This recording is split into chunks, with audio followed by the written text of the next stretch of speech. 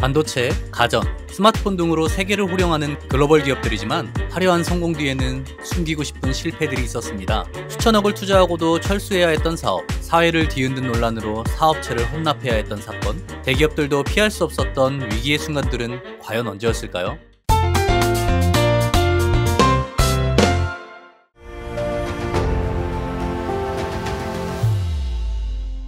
삼성, 애플, 샤오미, 스마트폰 시장의 거물들이 치열하게 싸우는 동안 한때 세계 3위였던 LG는 왜 이 전쟁터에서 사라져야 했을까요? 2000년대 초 LG전자는 피처폰 강자였어요. 초콜릿폰, 샤인폰, 프라다폰 등 디자인과 기술력을 앞세운 제품으로 세계 시장 점유율 3위까지 오르기도 했죠. 특히 2006년 세계 최초 풀터치폰인 프라다폰을 선보이면서 터치스크린의 혁신이라는 타이틀을 애플의 아이폰보다 먼저 거머쥐었죠. 하지만 2007년 애플의 아이폰이 등장하고 구글의 안드로이드와 함께 삼성 갤럭시 시리즈가 급성장하면서 LG는 애플과 삼성의 뒤를 쫓아가는 상황을 맞이하게 됐어요.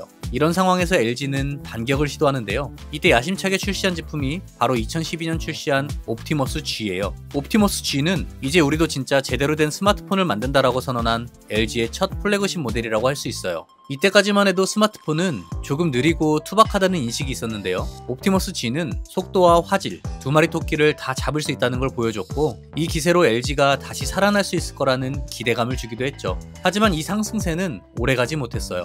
중국 업체들은 저가 제품을 만들며 물량 공세를 하기 시작했고 삼성과 애플도 이에 질세라 최신 사양을 담은 신제품을 출시했거든요. 기존 스마트폰보다 더 큰 4.8인치 화면을 선보인 갤럭시 S4, 지문 인식 기능을 도입한 아이폰 5 시리즈가 바로 이때 나온 제품들이에요. 사실 LG는 좋은 아이디어가 많았어요. 듀얼 스크린, 모듈형 스마트폰, 초광각 카메라 등 지금 보면 상당히 앞선 기술들이거든요. 근데 제품 완성도와 타이밍이 문제였어요. 가전 분야에선 품질 왕이라고 불렸지만 빠르게 변하는 모바일 분야에서는 대응하는 힘이 부족했던 거죠. 또 저가부터 고가까지 너무 다양한 라인업을 동시에 운영하다 보니까 주력 모델이 모호하기도 했고 마케팅과 브랜드 전략도 삼성이나 애플만큼 강력하지 않았어요.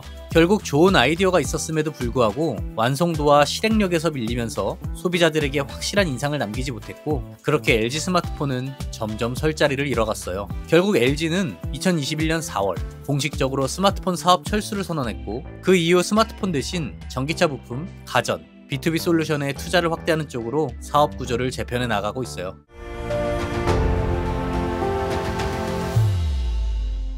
반도체, 스마트폰, 가전까지 글로벌 시장을 주름잡는 삼성이지만 이 기업에도 흑역사가 있었어요. 1960년대 삼성그룹의 핵심 계열사였던 한국비료를 국가에 헌납하게 된 사카린 밀수 사건이에요. 산업화가 막 시작된 1960년대 중반은 빵과 국수, 음료수 같은 가공식품의 수요가 늘어나던 시기였어요. 이런 제품들을 만들려면 설탕이 꼭 필요했는데 가격이 비쌌죠. 그래서 설탕의 대체제로 값도 싸고 단맛이 강한 사카린이 많이 쓰였어요. 당시 삼성은 섬유, 제당, 비료 등 생활 필수품을 수입하며 몸집을 불리던 시기였는데요. 그룹 내 무역 계열사인 한국비료가 이런 수입을 담당하고 있었죠. 그런데 한국비료에서 대량의 사카린을 건설자재로 위장해서 들여오다가 적발된 거예요. 사카린은 정부의 허가를 받아야 하는 통제 품목이었는데 허가량을 초과해서 반입하려고 했던 거였죠. 불법 반입을 적발한 세관은 삼성이 들여오려고 한 2259포의 사카린 중에서 절반 정도인 1059포를 압수하고 2천만 원의 벌금을 부과했어요. 하지만 이 사건은 여기서 마무리되지 않았어요.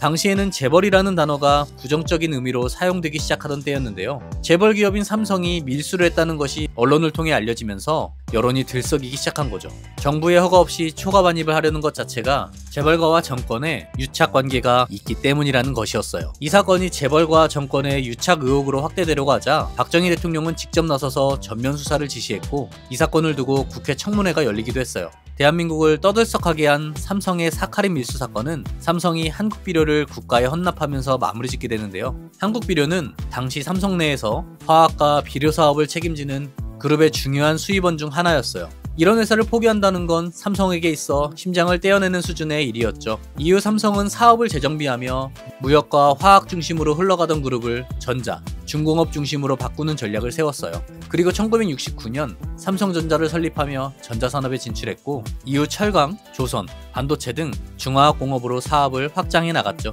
오늘 영상은 여기까지입니다. 더 궁금한 기업 이야기가 있다면 댓글로 남겨주세요. 영상이 도움되셨다면 구독, 좋아요 부탁드려요.